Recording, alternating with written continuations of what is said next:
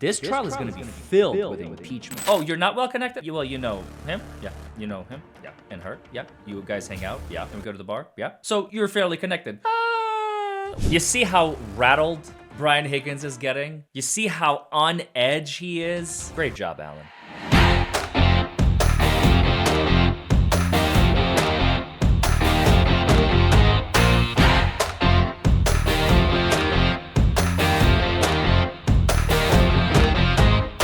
Well, hello everybody, and welcome back to Buckle Up, It's the Law. Today we are going to do something that we haven't done in a very long time. I was originally planning on doing this last year, but unfortunately it never came to fruition for one reason or another. Those of you who are regular followers know what I'm talking about. However, we are going to resume in anticipation of the new trial that is going to begin on April 1st, Commonwealth versus Karen Reed in the Commonwealth of Massachusetts. We are actually going to restart some of the key witnesses in the first trial. And we're going to start with Bryan Higgins. For those of you who are regular followers of this channel, know that I have a whole series already on my channel from last year's trial, namely the opening statements of David Yannetti and the closing arguments by Alan Jackson. And also, not only that, I also have the cross-examination of Jennifer McCabe, and I have a series on the cross-examination of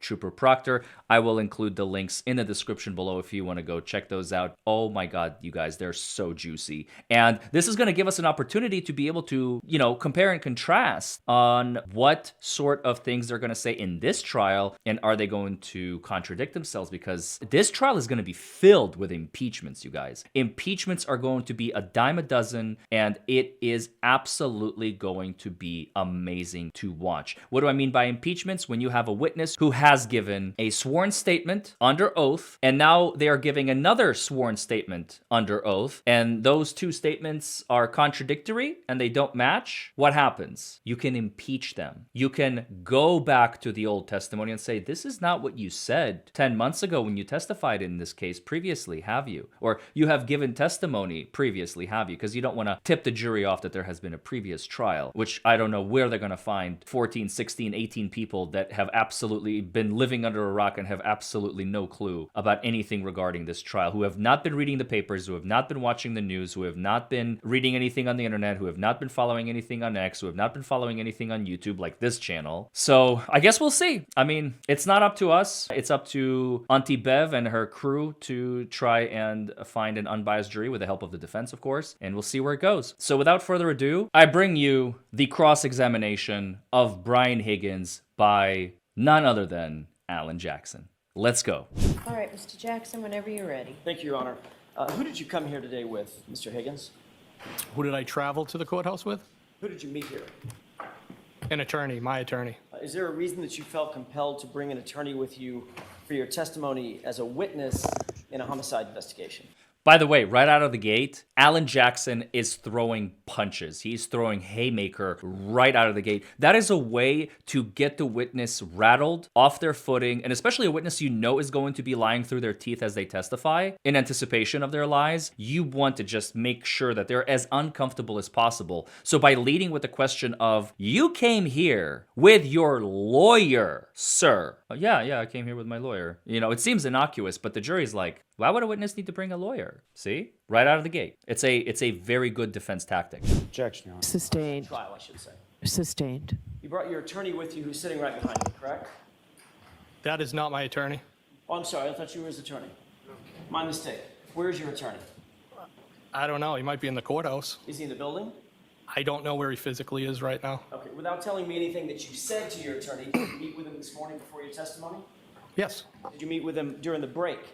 Again, don't tell me what you talked about, but did you meet with him during the break when we took a break a few minutes ago? Yes, I did. Okay. And obviously the subject matter, again, without telling me any communication, the subject matter was your testimony here today, correct? No. How many conversations have you had with Mr. Lally about your testimony or your proposed testimony in anticipation of you testifying today? One. When was that? That was on Monday. How long was that conversation? I would say under an hour and a half. In person or over the phone? In person. Where was that conversation? That was at the DA's office. Who else was there?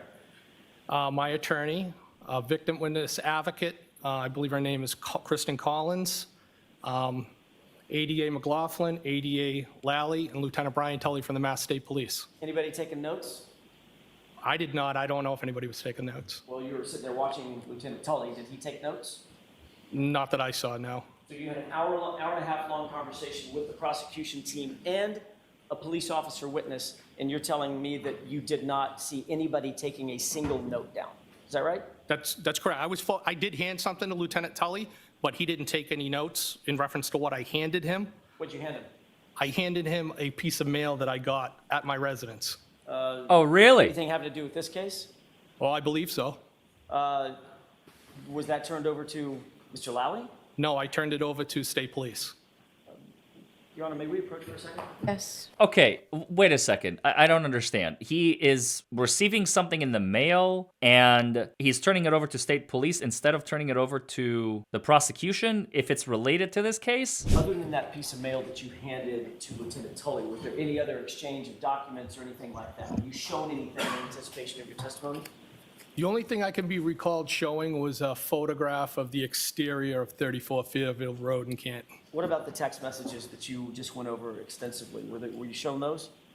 I was shown a pile of papers, and I was advised that those text messages were going to be, they were put into another format so they were easier to read. And these are the screenshots that you've just described on the exhibit. Well, as I said, he showed me the stack, said they were the text messages. They were in a different format, but I'm assuming that's what they were.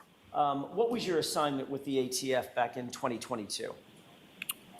I was assigned to the Bridgewater Field Office, but I was full-time with the United States Marshal Service doing fugitive apprehension. And where were you physically officing out of? Well, I continue to maintain the office at Canton PD. Okay, but to be clear, you were a federal officer, not a Canton police officer on some sort of a task force with Canton PD, correct? No, I was not on a task force with Canton PD. But you did have an office at Canton PD based on a personal relationship that you had with the chief, correct? He gave you this office as a courtesy, is that right? So if I can explain, Yes. Of course you're going to need to explain that. You're given an office at Canton PD as a courtesy. Why would you be receiving that? Why do you need one? That's a little suspect. And Alan Jackson is doing a great job pointing that out. Now, of course he wants to explain it. Yes or no? Was it provided as a courtesy? well, working partnership, I would say.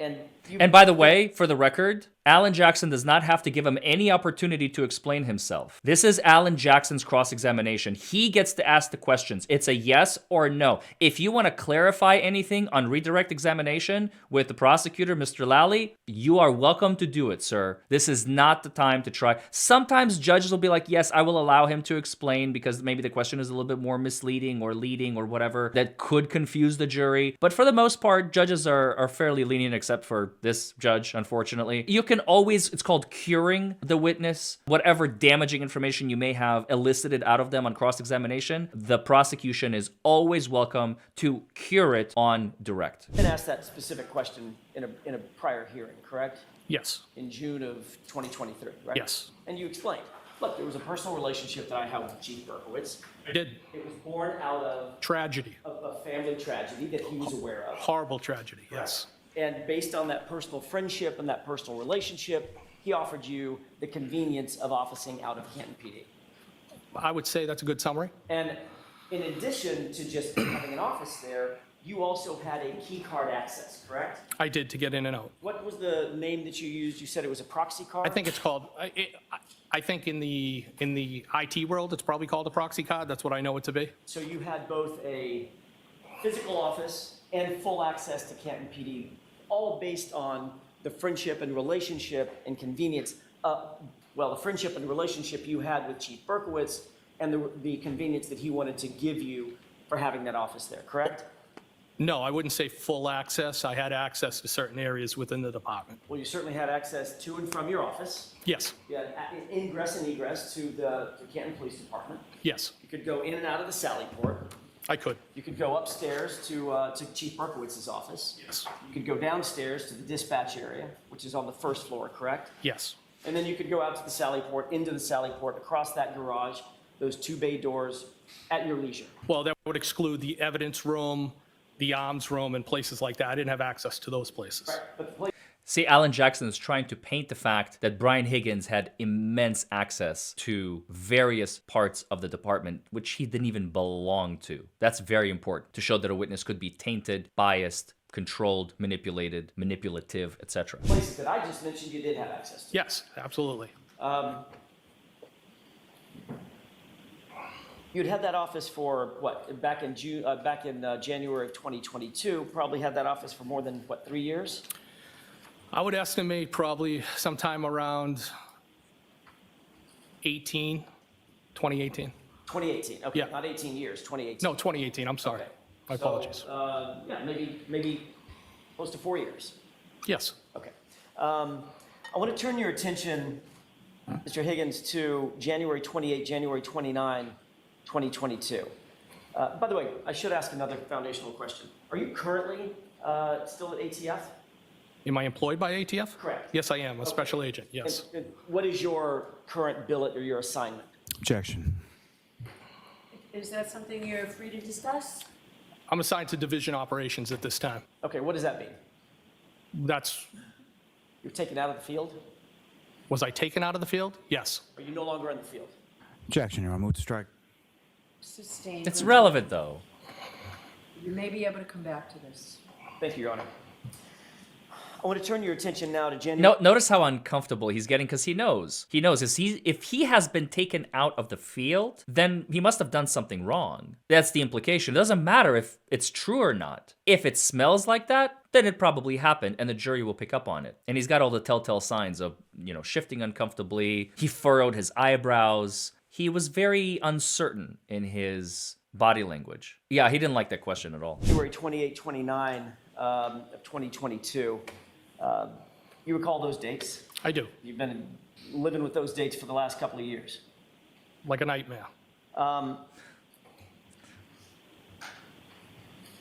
John O'Keefe's body was found outside your friend Bryan Albert's house on the morning of January 29th, 2022, correct? Yes, You've previously testified that on January 28th, you had gone to New York for this memorial service, correct?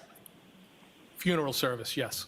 The funeral service, not the memorial, you separate the two? So, well, the wake would be the night before, funeral, I call them the services. It wasn't a memorial. Memorial to me would be more of like an annual thing. This was the services. Understood. Just want to be clear.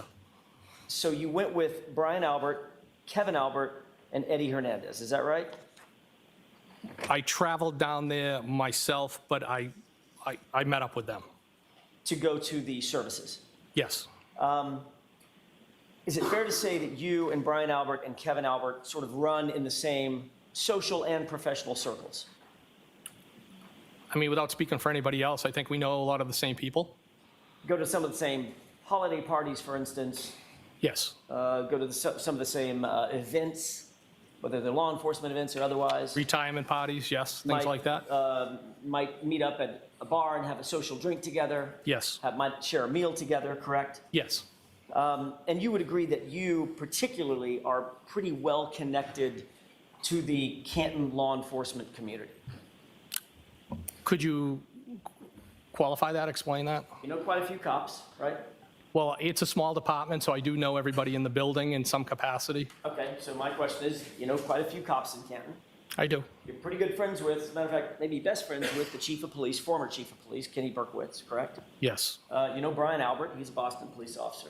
yes, You know his brother and work with his brother at Canton PD, correct? yes, So it's fair to say, back to my original question, you're relatively well connected in the law enforcement community, the fabric of that community in Canton. Is that right? That's exactly what you do. When you have a witness that is not willing to admit basic facts, you break it down. So, oh, you're not well connected? Okay, you know him? Yeah. You know him? Yeah. And her? Yeah. And her? Yeah. And him? Yeah. And you guys hang out? Yeah. And we go to the bar? Yeah.